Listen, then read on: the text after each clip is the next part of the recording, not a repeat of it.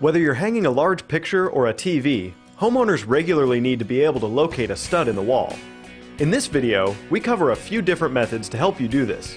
To cover all of these methods, we've gathered the following tools: a battery-operated stud finder and a flashlight. The surest way to find a stud in a wall is with a stud finder. Most stud finders have lights as well as sounds that cue when it is over a stud. First, hold it flat against the wall and press and hold the calibration button. Wait until the lights are green and there is no beeping. Slowly slide it along the wall. When it starts to beep, that's the beginning of a stud. And when the beeping stops, you've crossed over the stud. Do this a couple of times to confirm it is consistent. Mark the center of the beeps and lights to mark the location of the stud. Generally, a stud should be installed every 16 inches. If you don't have a stud finder, take your flashlight and hold it close to the wall. See if you can find where the light changes. You may notice a difference in wall texture as well.